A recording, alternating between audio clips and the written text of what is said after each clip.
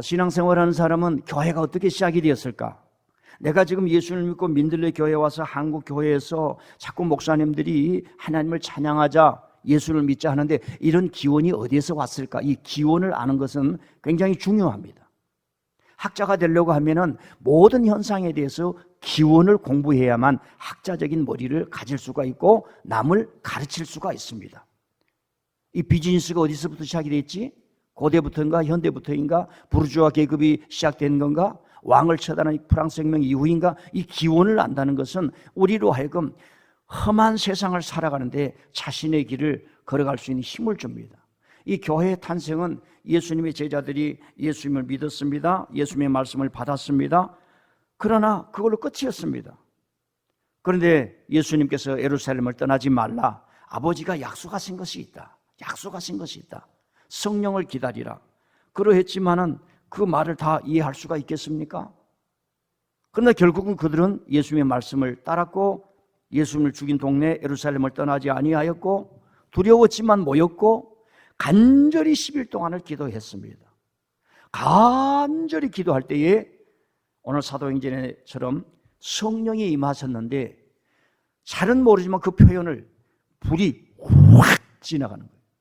불이 막 임해서 우리가 지금 한가할 수 없이 하나님의 어떤 능력을 받는데 예수님이 가르쳤던 그 말씀이 우리 속에서 막 살아 움직이는 거예요. 어떤 사람이 부모가 떠난 이후에 아버지가 주신 말씀 맨날 반항하고 아버지는 고리타분하고 막 그러다가 아버지가 돌아가시고 난 10년 후가 되니까 주의 아버지 불효자는 옵니다. 불효자는 옵니다. 마이크를 두고 불효자는 옵니다 하면서 아버지 말씀대로 살겠습니다. 이렇게 변화하듯이 예수님 말씀이 가슴에 막 들어오는 거예요. 예수님이 크게 보이는 거예요. 주님으로 보이는 거예요. 맞아, 내가 이 예수님 믿지 않으면 갈 길이 없구나. 이게 체험이 되는 거예요. 오늘 예배당에 와서 이 말씀 들으면서 내가 하나님 잘 믿고 민들레 교회를 잘 섬겨서 내 인생의 남은 여생을 축복받아야지, 은혜 받아야지, 잘 살아야지, 행복하게 살아야지, 이런 결단을 하실 수 있기를 바랍니다. 신앙생활을 하다 보면 어려운 부분이 있어요. 좀 이해하기 어려운 부분이 있습니다. 그것이 뭐냐면은 기도와 성령에 대한 이해입니다. 많은 사람이 기도를 아는 줄 알아요. 오늘은 설교를 제가 조금 가다가 듣는 설교라기보다는 가르치는 설교, 배우는 설교를 하려고 합니다. 그래서 여러분들에게 나눠진 용지를 가지고 이렇게 설교를 하려고 하는데 기도와 성령에 대한 이해가 그렇게 어려워요. 왜냐하면 기도를 사람들이 안 해요, 안 해. 기도하고 사신 분 아멘. 어이구, 이렇게 많습니까? 놀랍네. 집에서 많이 하시는군요. 기도 시간에 열심히 참여하신 분 아멘. 시간만 되면 기도하시려고 하는 마음이 막 푹푹 일어나신 분 아멘. 예, 아멘. 예, 기도는 이렇게 해야 됩니다. 근데 대체적으로 많은 사람들이 기도에 대해서 몰라요. 왜? 기도는 우리가 소유할 수가 없어요. 어머니의 사랑을 내가 소유할 수 없듯이 우리가 소유하지 못하고 공감하는 부분이 있으며 그 어떤 가치와 어떤 교훈으로 말미암아 내 삶이 이루어지는 그 부분이 있으면 이게 기도예요. 그래서 기도는 쉬지 말고 해야 되고 끝까지 해야 되고 숨 쉬는 것처럼 해야 되고 기도를 통해서 내가 신비화가 되는 것이 아니라 기도를 통해서 신앙의 인격이 깊어지는 겁니다. 기도를 하는 사람은 완전히 하나님의 사람으로 살아가는 거예요. 성령으로 시작했다 육체로 마치는 것이 아니라 기도로 살아간 사람은 그 마지막까지 하나님을 위해서 살리라. 그러니까 기도가 어려운 것은 주님을 따라가는 거예요. 끊임없이 따라가는 거예요. 그런데 한두 번은 주님을 따를 수 있어요. 한두 번은 교회에 열심히 할 수 있어요. 한두 번은 열심히 공부할 수 있어요. 학교 때는 열심히 공부할 수 있어요. 그러나 다 딴 길로 가잖아요. 돈 벌어서 도박하고 바람 피우고 싸우고 다투고 헛된 데 가고 하나님의 종이 되라고 했는데 만사람 앞에 마이크 붙잡아 놓고 이상한 길로 가고 거짓말하고 자기를 찍어달라고 그러고 하나님의 일을 하고 공공유익을 하고 살아라고 그러는데 가서 남편 잘 섬기고 아내 사랑하고 교회를 가정을 교회처럼 아름답게 만들어서 너희 자녀들이 막 박수치면서 할렐루야 그렇게 잘하도록 해라 그러는데 우리는 막 다투잖아요. 기도가 어려운 겁니다. 두 번째는 성령에 대한 어려움이 있습니다. 성령을 받으면 우리가 말입니다 사는 거예요. 여러분 우리 TV를 볼 때 사막이 있는데 그 물줄기가 지나가면서 큰 나무가 생명력이 풍성하잖아요. 근데 한 1, 2년 물이 안 나오면 나무가 죽어버립니다. 신앙생활 할 때 성령의 은혜, 성령의 맛, 성령의 축복을 모르면 신앙생활 안에 마르는 거예요. 여러분 건기 때 말입니다. 너무 길어버리는 거예요. 그래서 사자도 죽고 얼룩말도 죽고 원숭이도 죽고 여러분은 거기에 갔다가 나올 수가 없어요. 다 죽는 거예요. 생명이 있으면 사자의 생명이 있어요. 우리가 성령께 순종하지 못하고 성령의 사모함이 없이 성령의 은총을 경험하지 못하면 우리가 죽는 거예요. I'll raise you a hallelujah. 나는 하나님 앞에 할렐루야 찬양합니다. 이런 말인데 거기 어린아이가 나오죠. 이 아이가 갑자기 크리스마스 전에 엄마가 쿠키 만들어 놓고 파티를 하는데 쓰러지는 거예요. 비행기 타고 중환자실로 가는데 살지 못한다고 하는 거예요. 그러니까 주위의 교회들에게 막 SNS를 해가지고 막 기도하자 그러는 거예요. 그 찬양을 했던 사람이 막 기도를 하는데 막 미치는 거예요. 오늘 저녁에 죽는다는 거예요. 어떻게 합니까? 어떻게 합니까? 막 폭풍 속이 임하는 거예요. 막 폭풍이 임하는 거예요. 그런데 그 고통과 눈물 속에 하나님 앞에서 기도하고 찬양하는데 뭔가 빛이 쫙 지나가는 거예요. 자기 마음속에 하나님을 그냥 찬양하고 싶은 거예요. 하나님이 너 고쳐준다가 아니야. I raise you, hallelujah. 그 찬양이 나오는데 그 찬양을 막 써가지고 그때 당시는 뭐 녹음 테이프 해가지고 들려주는 거야. 그 아이한테 막 들려주는 거예요. 그래서 아이가 살아난 거예요. 우리가 폭풍 속에 있을 때 성령의 역사하시면 우리가 신앙생활 할 때 성령이 여러분의 마음을 감동시키고 지성을 사용하시고 이건 내 힘이 아니라 하나님으로부터 온 영감이다. 오늘 설교를 갔는데 설교를 듣는데 하나님이 뭔가 나에게 깨닫게 해주신 것이 있어. 이 성령의 세밀한 음성. 아멘. 오늘 교회를 갔는데 집사님하고 왁수를 하는데 그분의 사랑이 느껴졌어. 이렇게 교회를 가야 되는데 가다 보니까 흥 하고 집에 갔어요. 아이고 그 교회 다시는 안 가. 매일마다 그렇게 하면 어떻게 해야 되냐 이 말이에요. 성령은 이렇게 생명을 살리는 거예요, 여러분. 그래서 우리가 성령에 대해서 알 필요가 있다라고 하는 겁니다. 성령에 대한 오해 중에 하나가 내가 어떤 감정적이고 주관적인 체험을 하게 되면 성령과 동일시하게 되는데 우리가 성경을 좀 봐야 될 필요가 있다라고 하는 것입니다. 자, 구약을 보면은 성령께서 많이 역사하셨어요. 그래서 우리가 성령을 이해하려고 하면은 첫째로 성령이 어떻게 역사하셨는가 성경을 공부를 해야 돼요. 그래서 성령의 보편성이라고 합니다. 성령 역사의 보편성. 한번 따라해보세요. 성령 역사의 보편성. 태초에 하나님이 천지를 창조하시니라. 땅이 혼돈하고 공허하며 흑암이 깊음이 있고 하나님의 영 성령은 수면 위에 운행하시니라. 이런 말씀이 있어요. 굉장히 신학적이고 깊이가 있고 어렵고 그 다음에 또 뜻이 있는 겁니다. 상징적인 것입니다. 혼란하고 괴롭고 힘들고 성령이 역사하시면 새 창조가 일어나는 거예요. 그러니까 그 말씀, 창세기의 말씀을 부여잡고 기도를 했던 이스라엘 백성들은 나라가 잃어버릴 때 혼돈하고 흑암이 깊음이 있고 모든 것이 뒤죽박죽 돼버리고 내 자식은 노예로 끌려가고 아내도 끌려가고 남은 아버지도 아무것도 없는 상황. 그런데 요해를 통해서 내가 성령을 물붓듯이 부어줄 것이다 그랬어요. 이사야 선지자들을 통해서 이스라엘의 선지자들을 통해서 내 영을 너희 백성에게 부어줄 것이다 그랬습니다. 그래가지고 그 사람들이 하나님이 창조자다. 우리는 무너졌지만 하나님이 새 백성을 만드신다. 모세처럼 우리가 새 백성이 되어야 된다. 이 생각을 가졌어요. 그 메시지가 창세기의 메시지입니다. 그러니까 우리가 어려움에 처했을 때, 환난에 처했을 때, 문제가 해결이 안 될 때, 벽처럼 있을 때에 성령이 오셔서 기회를 주시고 영감을 주시고 여러분에게 생명력을 주시고 창의력을 주시고 하나님의 창조, 새 피조물 되는 하나님의 새 백성이 되는 역사가 일어나는 줄 믿습니다. 여러분이 예수님을 믿고 새 백성이 되고 이 성령의 은혜를 받게 되면은 하나님이 그랬잖아요. 지혜 있는 자들 가운데 지혜 없는 자를 쓰신다고. 창조를 여는 거예요. 창의력을 여는 거예요. 성령은 이런 역사를 하기 때문에 오늘부터 여러분의 기도의 제목을 바꿔요. 합니다. 성령님, 제게 은혜를 주옵소서. 예. 그래서 성경을 보면 쭉 성령의 역사가 나타납니다. 제가 지금 시간이 가기 때문에 여기까지만 약하겠습니다. 그 다음에 성령의 특수성이 있어요.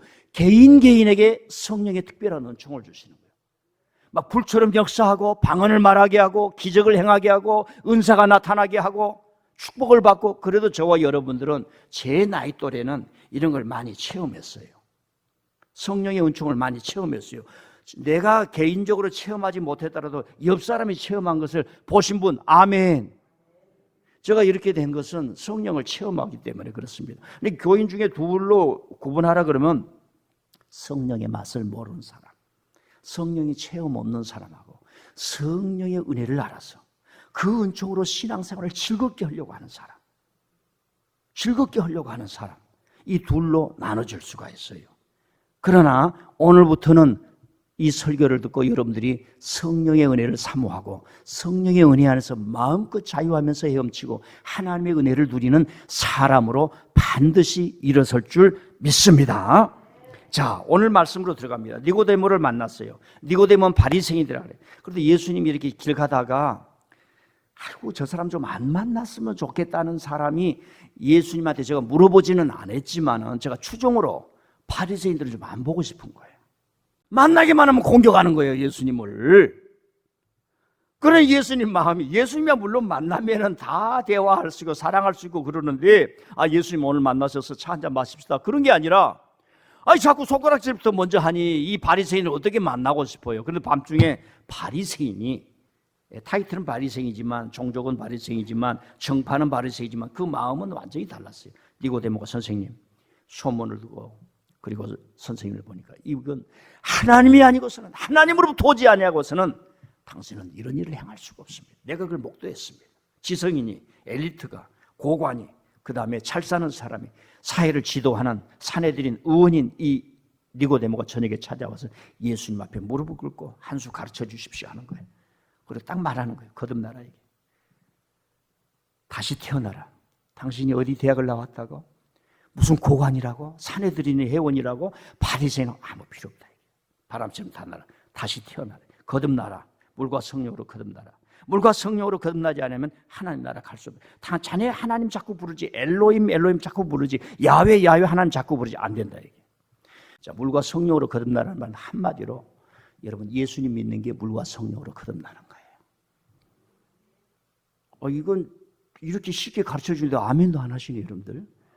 쪽집게보다도 더 귀한 거예요. 여러분 제자들이 맨 처음에 예수님이 성령으로 태어나시고 예수님이 사회 갔을 때 성령이 역사하시고 이런 모든 것들은 이 제자들이 훗날 사도행전에서 성령을 받고 성령 안에 들어가니까 예수님이 임한 그 성령이 보였던 거예요. 지금 이 요한이라는 사도를 통해서 니고데모가 말하는데 지금은 예수님을 믿는 시대다. 예수님을 주님으로 고백하게 하는 것은 성령이 하시는 일이다. 성령이 아니고서는 예수님을 주라 시인할 수 없는데, 지금 이 예수님과의 대화를 통해서 이 요한복음이 우리에게 주고 있는 건 뭐냐면은 성령을 받아서 성령 안에서 예수님을 구주로 믿으십시오 하는 거예요. 영접하는 자, 그 이름을 믿는 자들은 하나님의 자녀가 되는 권세를 주셨느니라 요한복음이 말하는 겁니다.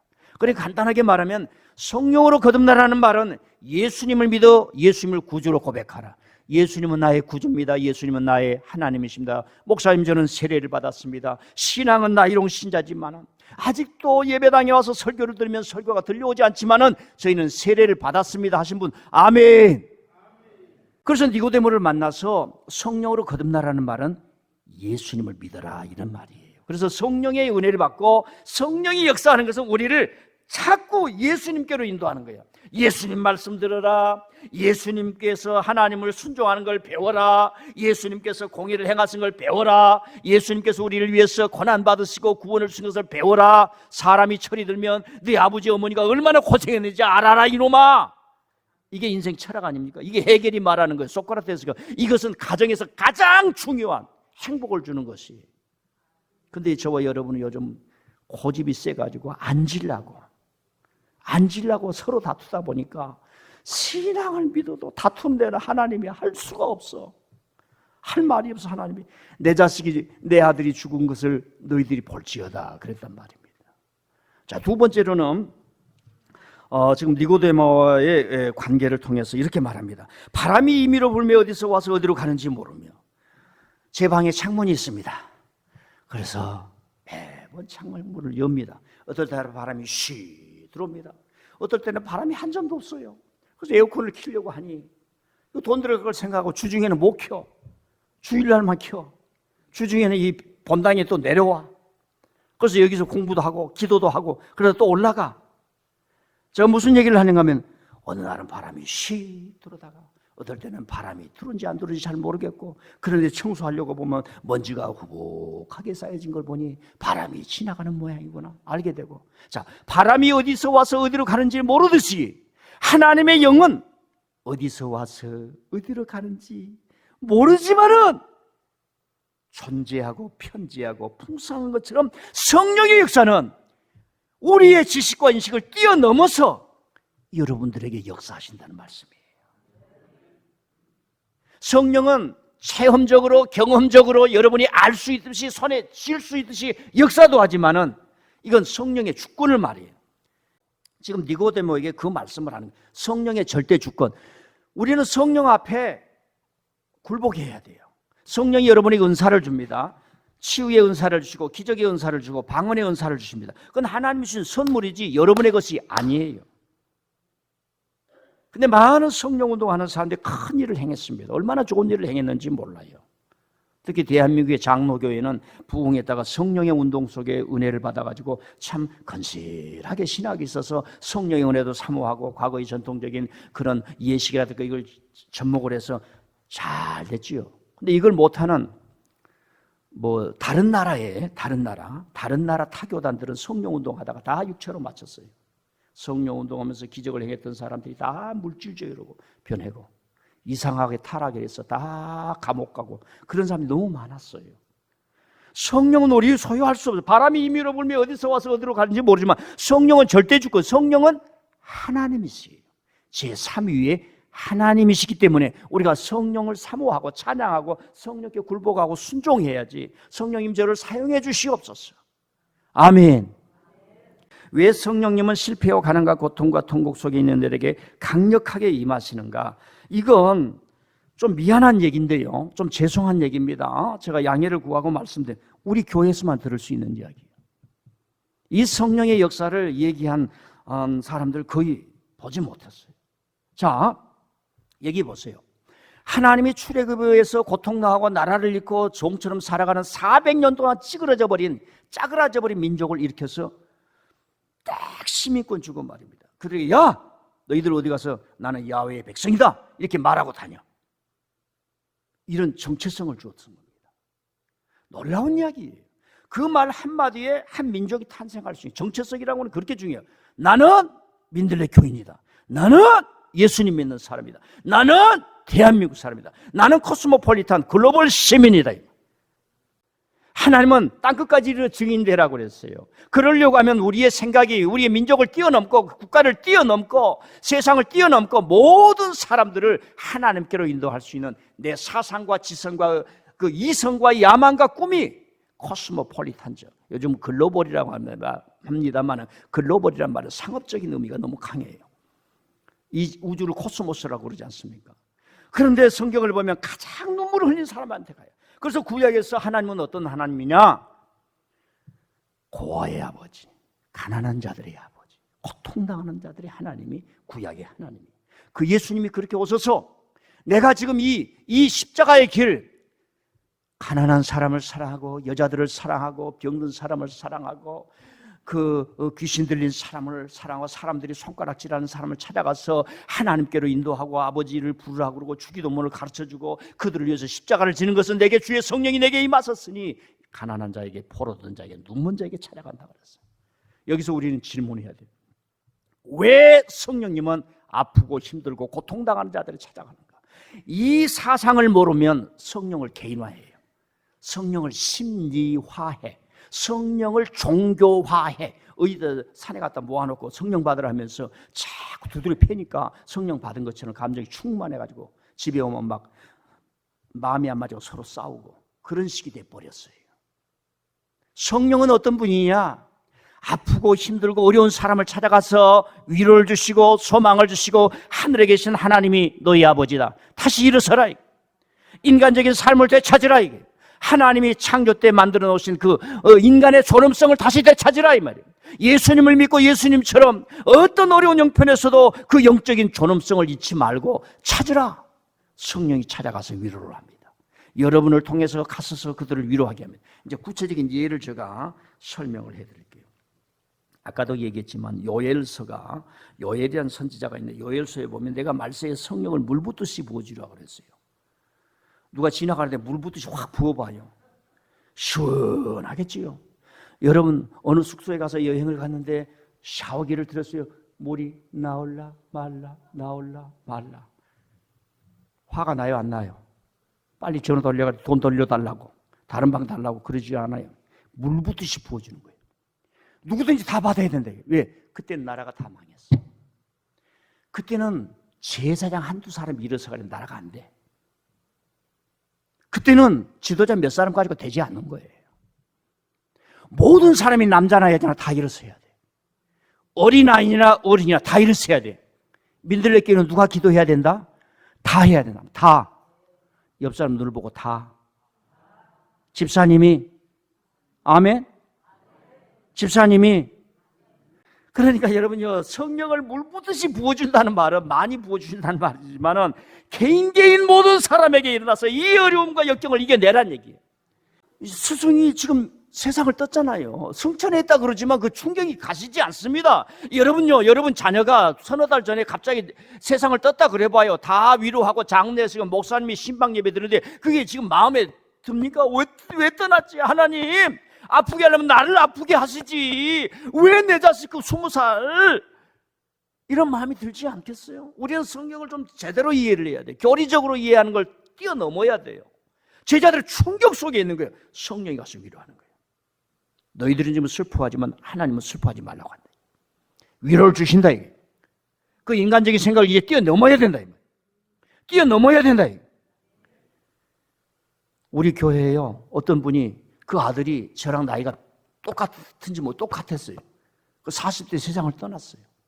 그분이 후에요, 항상 예배 때만 눈물 흘리는 게 아니야. 매주일마다 와서 목사님 보고 자기 아들 생각하면서 울면 제가 어떻게 설교를 하겠어요? 뛰어넘어야지.